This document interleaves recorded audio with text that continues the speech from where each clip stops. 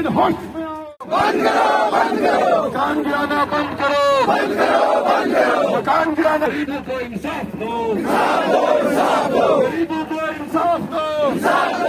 इसकी पुरानी कहानी भी है, लेकिन अभी इन्होंने 9 जनवरी को एक ऑर्डर इशू किया जो बिल्कुल एक ब्लैंकेट ऑर्डर इशू किया गया कि साहब जहाँ पर भी कोई स्टेट लैंड है, काचराई लैंड है और क्या नाम है उसकी रोशनी स्कीम की लैंड है, ये सारी की सारी जो है 31 जनवरी से पहले इविक्ट करवाई जाए।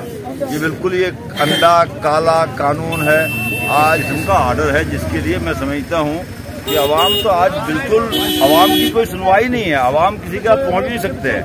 जो ऑर्डर मैंने आपको कहा, जो 9 जनवरी का ऑर्डर निकाला गया, ये ऐसा ब्लैंकेट ऑर्डर है। इस कड़क सर्दी में, इस मौसम में अगर आज किसी इंसान को, बेचारे को जो 1 कमरे या 2 कमरे में रहता है, उसको बेघर किया जाए, या इवन जिसका किसी का मकान है, हालांकि ये सब चीजें मैं बहसीत कानून जानने वाले की भी कहता हूँ कि बिल्कुल इलीगल और गलत है।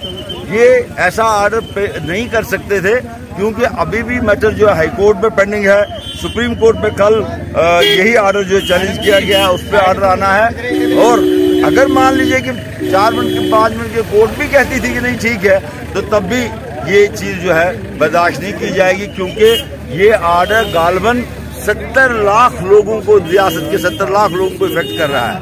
70 लाख लोगों को उनकी रोजगार से, उनकी जिम्मेदारी से, उनके मकानों से दस्तबरदार करने की कोशिश की जा रही है। और आप ये मेरा सुन लीजिए, ये मेरी एक इनर वॉइस है कि ये सारी कार्रवाई जो की जा रही है यहाँ के लोकल लोगों की जमीन छीनने के लिए की जा रही है, ताकि ये बाहर के लोगों को दी जाए। और इसे एक बहुत बड़ी साजिश है।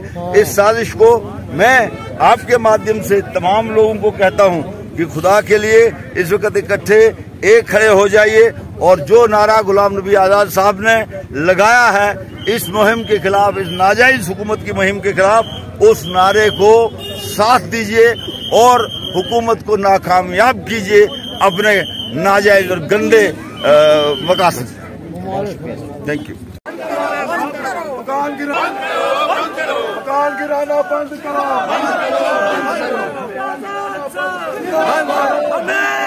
आवाज दो,